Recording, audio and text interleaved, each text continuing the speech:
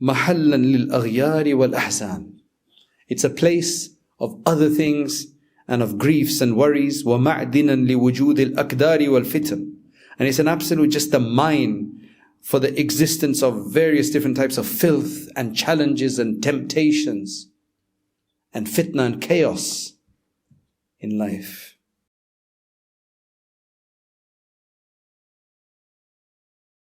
Bismillahir Rahmanir Rahim. Alhamdulillahi Rabbil Alameen. Wassalatu wassalamu ala al-mab'uthi rahmatan lil alameen wa ala آله وصحبه وبارك وسلم تسليما كثيرا إلى يوم الدين أما بعد. Alhamdulillah, to continue with our series on Ibn Ata'illah's Hikam, the Book of Wisdoms. We are page 139, which is, today it's covering wisdom number 229. This one is really provides an answer to something that we will probably experience on a daily basis, and it puts things in perspective. And I think what it does is that it eases the issues that we go through. It's a very interesting one. It's helped me a lot. So you'll see what I mean. He says, Ibn Ata'illah rahimahullah says, إنما جعلها محلا للأغيار ومعدنا لوجود الأكدار تزهيدا لك فيها. Subhanallah, what a perspective. What a useful perspective. What such a beneficial perspective. He only made the world the place of alterities and the mine of impurities by way of inducing detachment in you towards it. It's talking about the nature of the world. Allah subhanahu wa ta'ala has made the nature of the world a place for lots of different things that will happen in there. Lots of impurities, filth, bad things, bad events, difficulties, challenges, something or the other breaking down, something happening. You're never settled. You're settled for a few days and then suddenly something goes wrong again. So Allah subhanahu wa ta'ala has made the world a place of aghyar. Whenever you use the word aghyar, he means a place that is constantly going to challenge you to take you away from Allah subhanahu wa ta'ala. Aghyar is everything besides Allah subhanahu wa ta'ala, like other things. He calls them all, the translation here talks to them about as alterities, not really a common term really. But the world is a place full of that. And it's a mine of impurities. Ma'din is a place, a mine where you mine things out of, from the ground, a quarry of some sort. So it's a place like that is full of impurities. But the reason he made it like that, he doesn't want to get you to become too comfortable here. He doesn't want us to become too rested here, too confident here. By way of inducing detachment in you towards it. So he wants you actually to be detached of it once you understand its reality, to realize that this is all going to end. So let us see what the commentary says. Allah subhanahu wa ta'ala, he says, has described the world with these characteristics, in a sense that it's a place full of sadnesses and griefs and setbacks and losses and challenges and weaknesses and things coming up that you have to take care of. You live in a place, you ride an animal or you ride a car, and the vehicle has a problem. Something eventually gives up. If nothing else, then the brakes have to be redone. The oil has to be refilled. And they constantly adding new things that you have to fill in there. Add blue now as well. Right? And then you have to change a bulb every now and then. And then something might go wrong. You might get a scrape or a scratch. And then you have to get that fixed. And all of this, it just keeps you on. You cannot have a routine. And then if you go one place bigger, you have your house. Something might happen there. Something might break. Something might start leaking. You might get rats or mice come in. You might get some other insect infestation. You might get your lock broken. A light will go out. You have to change a bulb. You have to change the fixture. You have to get some new furniture. The fridge has an issue. It's not cold enough anymore. It's not freezing. It's leaking. Ya Allah, the taps. And it's just a constant place. so that you don't get too comfortable. Nowadays, after reading this, when I see something like that happen, it's like, okay, khalas, Allah just wants me to be distracted from the world. And it just makes life a bit easier. And then after that, within the people that we know, suddenly somebody's died, somebody's sick, somebody's not talking to us anymore, somebody's getting angry with us, we have an argument with somebody has physical problems, they get some sickness, they have a mental health illness, they want something and you can't help them get it. They want something from you, you can't give it to them.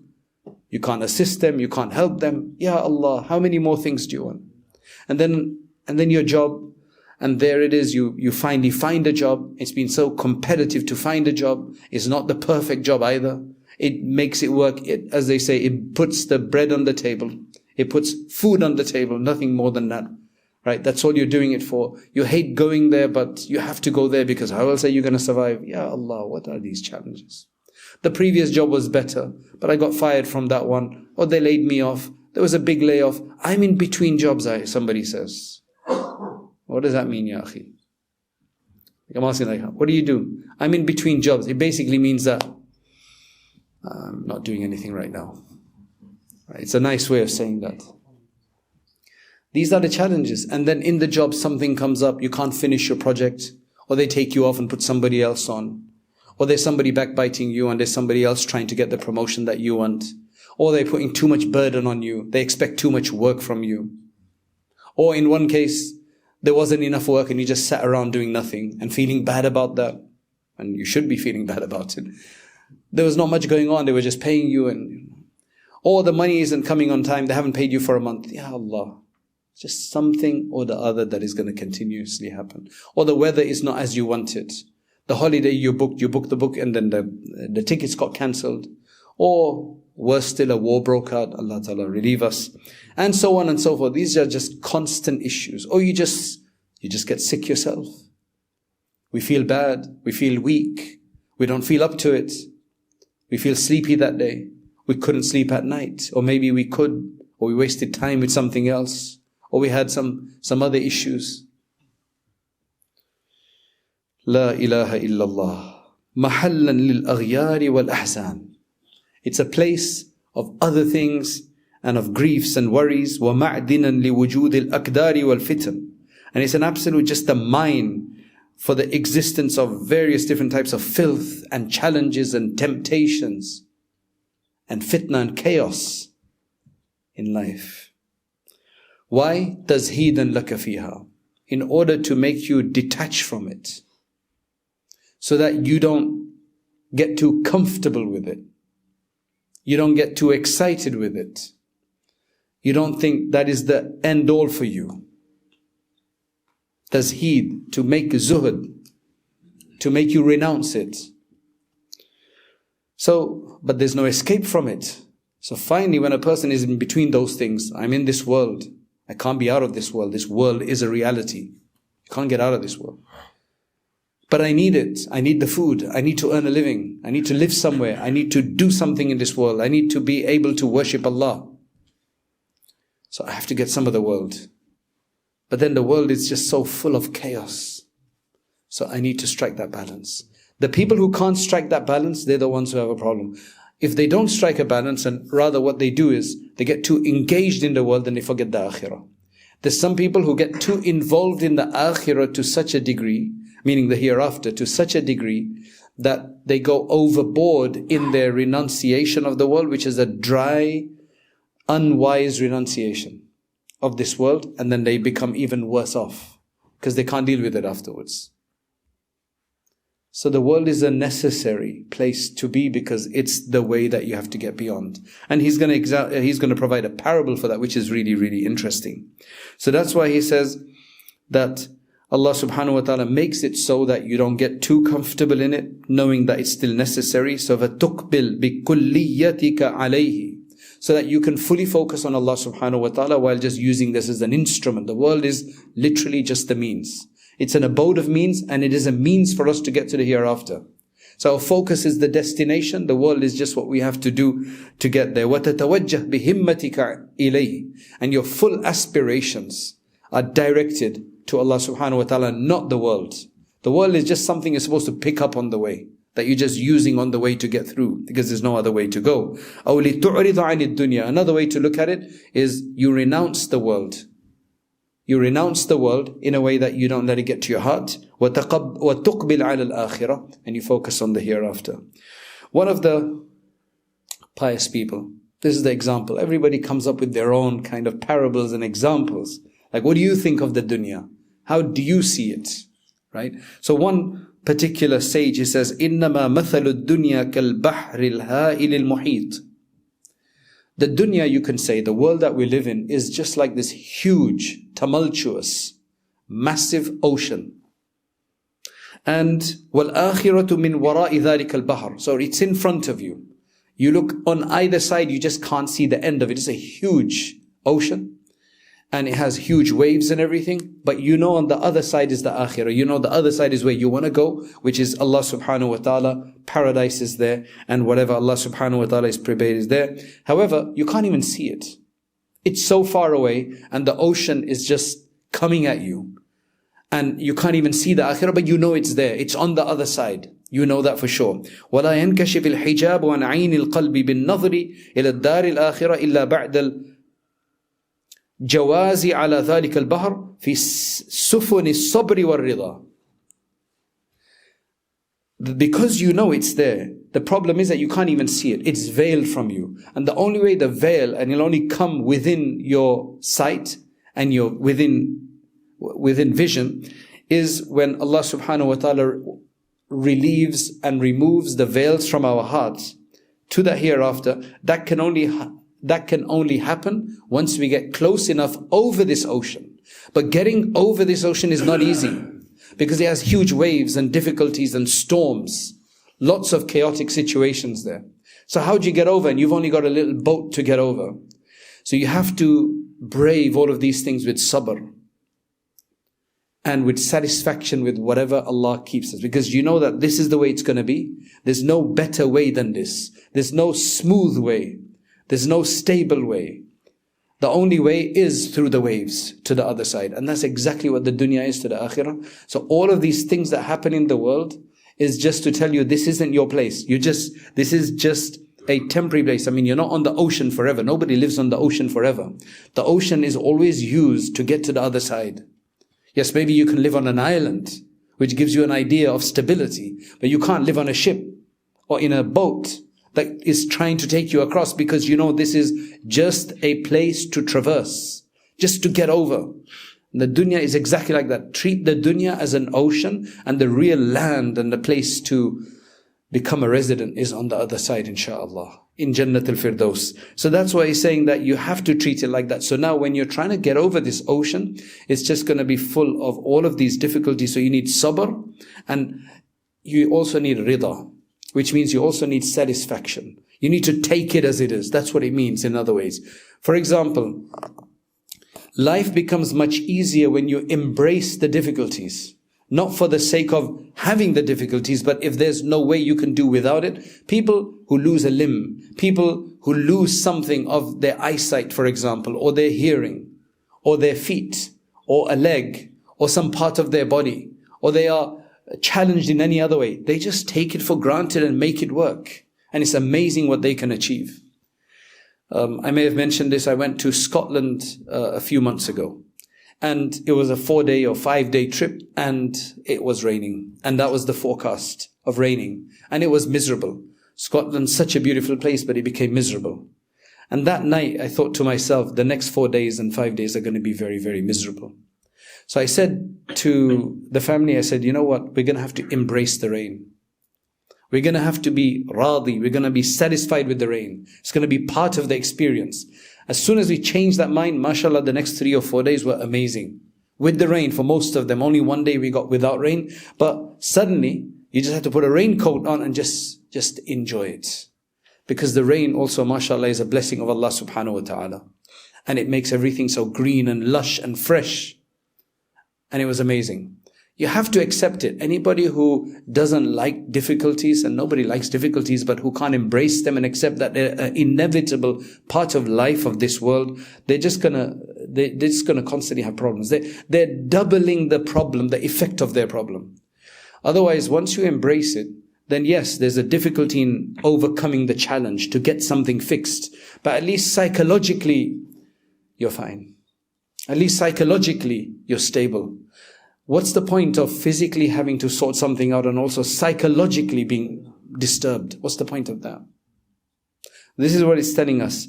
And then he says, you have to get over it through using sabr and just being satisfied. لِأَنَّهُ بَحْرٌ لُجِّي, because it is a very tumultuous wave-filled ocean. يَغْشَاهُ مَوْجٌ, which is basically overcome by waves. مِنْ فَوْقِهِ مَوْجٌ, there's waves on top of those waves. I don't know if you've ever been when it's really troublesome, right? When you go in, when the waves are literally crashing over you that you don't even know what to go. Because when a wave comes at you, and not those small ones that just go over your feet, right? The ones that come at you where you have to either jump up so that your head stays above, or you have to take a deep breath and then let it crash over you. It's one of those, right? This is not one of those. This is bigger than that. This is another wave on top of that. So these are double waves that are way bigger than you. You can't even jump out of them. And you get lost in the foray. And then above that is sahab dhulumat, dark clouds. So this is a major chaotic storm situation where there's multiple waves, levels of waves, and there's a dark clouds above that. You don't know where you are. This is very difficult to escape that. ظُلُمَاتٌ بَعْضُهَا فَوْقَ بَعْضٍ يَغْشَاهُ مَوْجُ الشَّهَوَاتِ. La ilaha illallah. Allah help us. Above that is basically what he's saying, that the dunya, if you take a replication of that, it's not just about difficulty in the world. I've kind of focused on difficulty, but the challenges of the world are not just the difficulties, but it's also the other difficulties. He says, the waves coming at you, and this is a time when we're in a massive storm, is various different lusts and passions, temptations, harams are just coming at you. They're so easy. They're so easy to get to through the devices. Wherever you look, it's haram, haram, haram. It's like, the example is perfect. It's just these, we're submerged in it. You can't even dodge them. You can't even jump up. You can't even hold your breath. It's just wherever you are, wherever you look. Wherever you are, wherever you look. Min fawqihi mawjul ghafalat. Very interesting. He says what's happening in the world is that you're having all of these waves of passions and desires and temptations come at you. Above them are the waves of distractions, are the waves of heedlessness, waves of just spending your time doing other stuff and not focusing on what is correct. The amount of time people are wasting today and harming themselves, and not just wasting. People have always wasted their time. People just sitting around talking while wasting their time, right? You know, even in the old time when there was nothing to watch on TV, right, as such, or on a screen. People wasted time. They might have just slept. They might have just relaxed. They might have just spoken to one another. But the amount of time people waste today, right, with harm is the problem. Because on the device is just harm. More harm than there is good.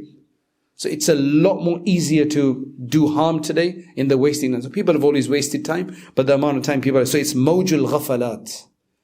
That means waves of heedlessness, hedonism, and everything, decadence, and all of these things. Min fawqihi sahabul kainat. And above them are the clouds of all things that are created all around you. We're just submerged in this, and they're just hitting us. And then he clarifies the next part. He says, وَأَيْضًا لَوْ بُسِطَتْ لَكَ الدُّنْيَا. If the dunya were to open up to you and fully be a place of wonderful comfort, as it is sometimes, right? Sometimes you just really enjoy it. You have that meal, those few days or a week or two go by or a month go by, and it's just excitement, mashallah. It went very, very well, alhamdulillah. So he says, if the dunya carried on like that for you and it expanded itself and gave you from its expansiveness, لَكَرِهْتَ لِقَاءَ اللَّهِ. You would definitely dislike to meet Allah subhanahu wa ta'ala. This is just too nice. Why should we want? And this is seen in people who have a lot of influence at their disposal, a lot of wealth at their disposal, a good position. They can get what they want. This is usually what happens. Right? This is usually what happens. So that's why he's saying, لَكَرِهْتَ لِقَاءَ اللَّهِ فَيَكْرَهُ اللَّهُ لِقَاءَكَ. What's the point of you? What's the harm in you not wanting to meet Allah, or actually even disliking to meet Allah because you're going to be scared maybe, even if you're a mu'min? It's because then Allah would dislike to meet you. Because it's reciprocal. Allah says, the Prophet ﷺ told us that whoever loves and wants and is eager to see Allah subhanahu wa ta'ala and to meet Allah, Allah is really even more eager to meet Him. And if you dislike to meet Allah for whatever reason you have, why would you dislike to meet Allah? Well, either you don't believe in Him, then that would be the worst case scenario. But if a person is a believer and they dislike to meet Allah subhanahu wa ta'ala, it could either be because they're just really scared of themselves and they have misunderstood Allah subhanahu wa ta'ala. They don't understand His mercy, so they're despondent. They're forsaking Him. Right? They are hopeless. They don't know how to change. And that comes because of ignorance and no knowledge and no ma'rifah of Allah subhanahu wa ta'ala, which means no knowledge of Allah subhanahu wa ta'ala. So why else would somebody not want to meet Him if they believe? Because they don't know about Allah. They don't know how wonderful He is. You're scared of somebody. Right? Let's just say you're scared of a teacher. You're scared of an elder. You're scared of the imam. So you don't want to approach him. And then one day for some reason you do approach and you find such a cool guy. He's just so easy, so welcoming, so accommodating. It's like, man, what kind of ignorance. What a waste of time. I should have done this so much earlier. Allah subhanahu wa ta'ala is better than anybody like that. So that's why He's saying that if you start to hate the meeting with Allah, then Allah's going to dislike to meet you. وَلَوْ بُسِطَتْ لَكَ الْعَوَافِي وَالنِّعَمْ. And if full well-being and bounties and blissful things and gifts of Allah were to expand themselves for you, لَرَكَنَتِ الرُّوحُ إِلَى هَذَا الْعَالَمِ. Then the soul, whether you want it or not, the soul would definitely become inclined to this world. فَتَبْقَى دَائِمًا فِي عَالَمِ الْأَشْبَاهِ. Right? Then our soul would be constantly intermingling and want to be occupied and with forms. وَالْمَقْصُودُ مِنْكَ هُوَ الرَّحِيلُ إِلَىٰ عَالَمِ الْأَرْوَاحِ. Whereas the objective of your creation, Allah is saying, the objective of your creation is that you need to travel to the land and the abode of souls, which is back to where we came from. فَضَيَّقَ الْحَقُّ تَعَالَى عَلَيْكَ هَذَا الْعَالَمَ السُّفْلِ لِتَرْحَلَ مِنْهُ بِهِمَّتِكَ إِلَى الْعَالَمِ الْعُلْوِ. That's why Allah subhanahu wa ta'ala has kept all these challenges and temptations and difficulties and all of these issues that you face in this lower world, so that you can travel with your aspiration. And that means not physical travel, but it's just that you've become focused on the other alam because it's been promised to be much better. It's all a promise, by the way. But that's because you have brought faith on the unseen. That is what your distinctive characteristic is. الَّذِينَ يُؤْمِنُونَ بِالْغَيْبِ. Allah subhanahu wa ta'ala describes the believers right at the beginning of Surah Al-Baqarah, and those people who believe in the unseen. That's what our faith is all about. All of these are promises. But if those promises you didn't believe in, you wouldn't be sitting here today. You wouldn't be going for Jumu'ah. We wouldn't be restricting ourselves. We'd just be like everybody else. So alhamdulillah, we have that. فَهُوَ مِنْهُ سُبْحَانَهُ إِنْعَامٌ وَإِحْسَانٌ. That is where the real gifts and bounties and beautiful conduct and favors are from Allah subhanahu wa ta'ala. لَكِنَّهَا فِي قَالَبِ الْإِمْتِحَانِ. The problem is, all of this has been made a test for you. It's all in the form of a test. The nature of this world is all a form of it. فَلَا يَذُوقُهَا إِلَّا أُولُو الْبَصَائِرِ الْحِسَانِ.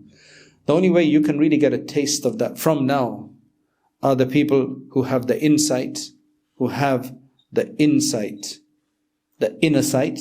They will get an understanding of this, so they'll be willing to go even though they're getting the difficulties of this world. فَهَذَا مَا أَشَارَ. And then that is what he discusses in the next one. So Allah subhanahu wa ta'ala assist us. This is what Shaykh Abdullah Gangohi says. He says, Allah Most High has made the world a place from which a man should derive lesson and experience.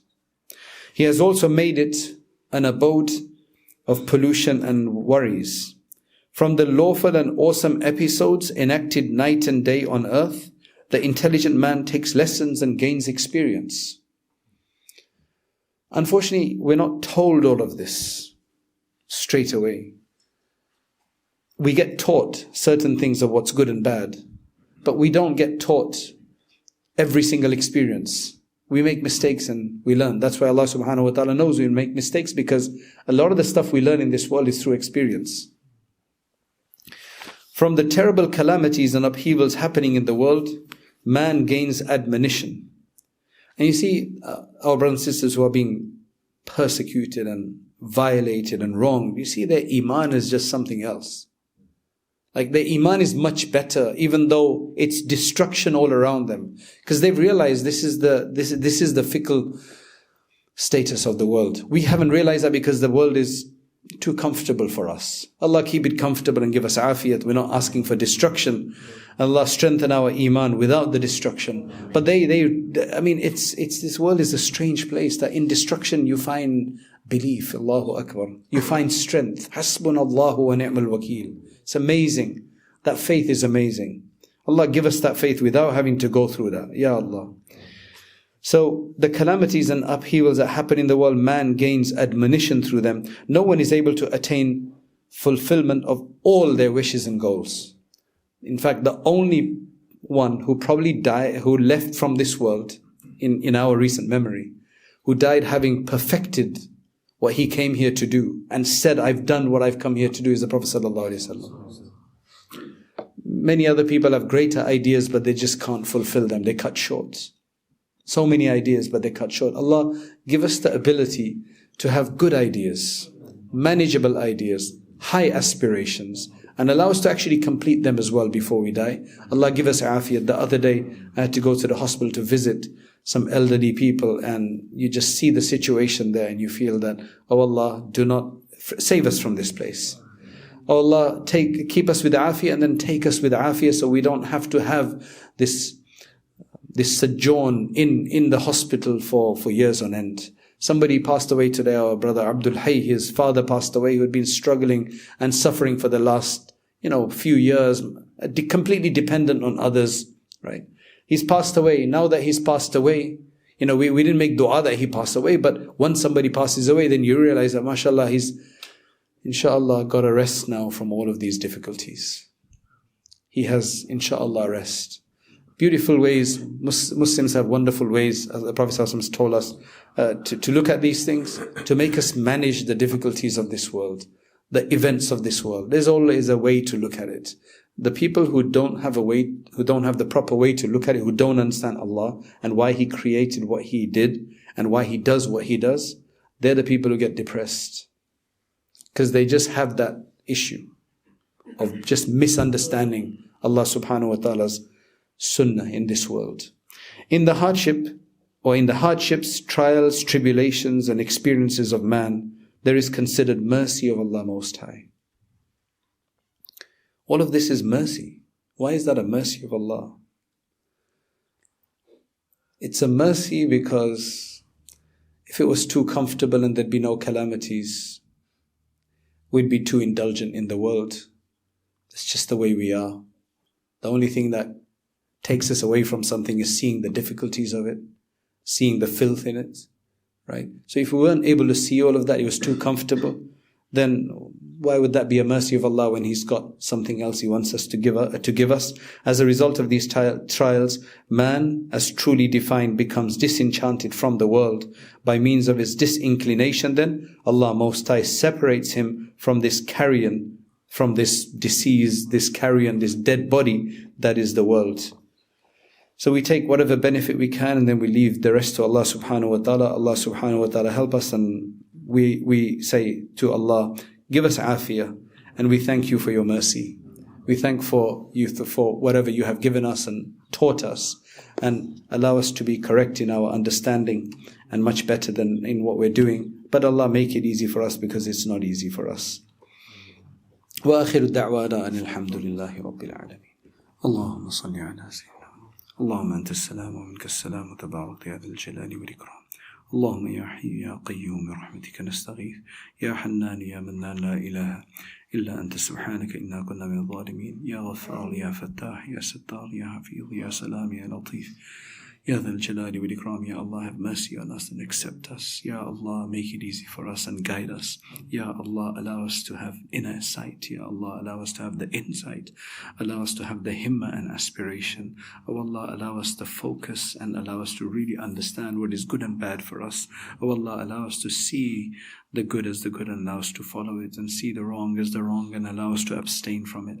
Oh Allah, remove any confusion and clouds from our mind. Oh Allah, do not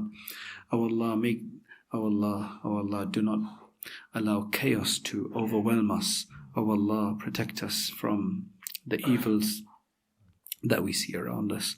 Oh Allah, protect us from the evil of debt. Ya Allah, protect us from the evil of laziness. Protect us from the evil of sloth. Oh Allah, protect us from the evil of cowardice. Oh Allah, protect us from the evil of excessive anger and excessive desire, Ya Allah. Oh Allah, grant us all the beneficial things in moderation, Ya Allah. Oh Allah, all of the beneficial attributes, oh Allah, grant us them in their beneficial moderation, Ya Allah. Oh Allah, you have granted us so much more than so many others.